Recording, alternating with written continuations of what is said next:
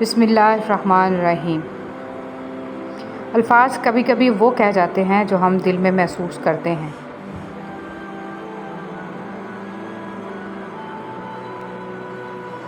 یقین کر کے تیرے کن پہ مولا بڑی حسرتیں سنبھال رکھی ہیں۔ لڑکیاں تتلیوں کے مانند ہوتی ہیں، محبت اور قدر کرنے والوں کے ہاتھ لگیں تو رنگ نکھر جاتے ہیں، اور بدقسمتی سے ناقدروں کے ہاتھ لگ جائیں تو ان کے رنگ مدھم پڑ جاتے ہیں۔ سب سے خطرناک نشہ انسانی نشہ ہے۔ کسی کی آواز کا نشہ، باتوں کا نشہ، آنکھوں کا نشہ، ساتھ کا نشہ، اور جب یہ نشہ نہیں ملتا نا تو ہمارے جسم کی دیواروں میں سے ایک اینٹ کھینچ لی جاتی ہے، اور یہی خلا ہمارے وجود کی باقی اینٹوں کو اپنی جگہ بہت دیر تک ٹکے نہیں رہنے دیتا۔ اپنے الفاظ کا غلام بننے سے بہتر ہے اپنی خاموشی کے حکمران بن جائیں۔ اللہ کو بہت پسند ہے اللہ کی عطاؤں پر الحمدللہ اور اپنی خطاؤں پر استغفر اللہ کہنا اللہ تعالیٰ کو بہت پسند ہے۔ زندگی میں بہت کم لوگ ایسے ملتے ہیں جو سچ میں آپ کے ساتھ مخلص ہوں، ورنہ زیادہ تر تو صرف دکھاوا ہی کرتے ہیں۔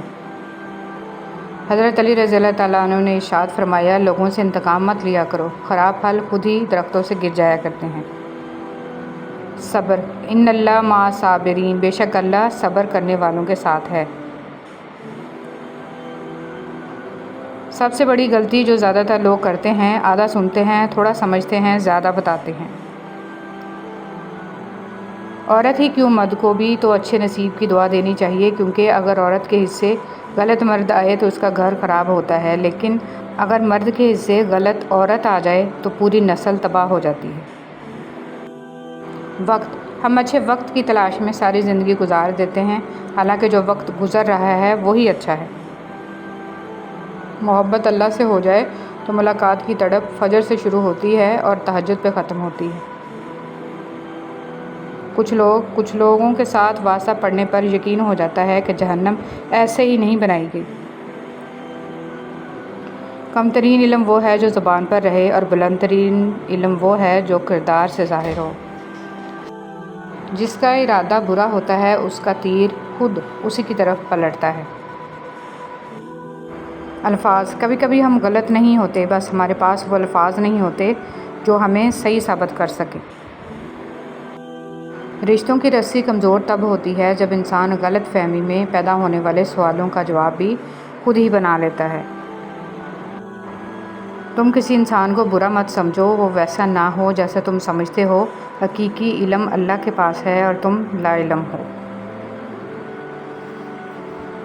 اچھی کتابیں اور اچھے دل ہر کسی کو سمجھ میں نہیں آتے، یہی وجہ ہے کہ اچھی کتابیں اکثر گرد اور اچھے دل اکثر ٹھوکروں کی زد میں ہیں۔ یا اللہ ان دلوں کو سکون دے جنہیں تیرے علاوہ سننے والا کوئی نہیں۔ اخلاق بھی رزق کی طرح ہے، اس میں بھی کچھ لوگ امیر، کچھ غریب اور کچھ انتہا کے مفلس ہوتے ہیں۔ اگر آپ چاہتے ہیں کہ لوگ آپ پر بھروسہ کریں تو سچ بولیں۔ انمول دوست، 3 دوست بنا لو، کبھی تنہا نہیں رہو گے۔ قرآن، نیک اعمال، حسن اخلاق۔ نرم الفاظ پر خرچ کچھ نہیں ہوتا، لیکن ان کی قیمت بہت زیادہ ہوتی ہے۔ زندگی آسان ہوتی ہے، دکھاوا مشکل بنا دیتا ہے۔ عبادت صرف جائے نماز پر ہی نہیں، یہ میٹھی زبان سے، اچھے الفاظ سے اور خوبصورت رویوں سے بھی ہوتی ہے۔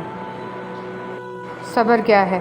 صبر یہ ہے کہ آپ کو اپنی روح آزمائشوں کے نشتر تلے کٹتی نظر آئے، آپ کا دل شب و روز کی تلخیوں کے سبب رو رہا ہو، کوئی آس بچی نہ ہو، ہر طرف گھٹا ٹوپ اندھیرا دکھائی دینے لگے، اور پھر ان حالات میں آپ یاد کریں کہ آپ ایک مسلمان ہیں، اور اللہ صبر کرنے والوں کو ضائع نہیں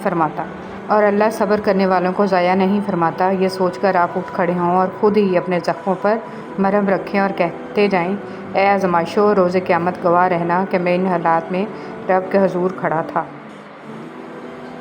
رسول صلی اللہ علیہ وسلم نے فرمایا، ایک شخص کسی مومن کو غمگین کرنے کے بعد اسے تمام دنیا بھی عطا کر دے، پھر بھی اس کا کفارہ نہیں ہو سکتا، اور نہ ہی اس سے اس کا کوئی اجر ملے گا۔ توبہ کا دروازہ کھلا ہے۔ نبی صلی اللہ علیہ وسلم نے فرمایا، زنا کرنے والا جب زنا کرتا ہے تو وہ مومن نہیں رہتا، وہ چور جب چوری کرتا ہے تو وہ مومن نہیں رہتا، شرابی جب شراب پیتا ہے تو وہ مومن نہیں رہتا، پھر بھی ان سب آدمیوں کے لیے توبہ کا دروازہ بہرحال کھلا ہوا ہے۔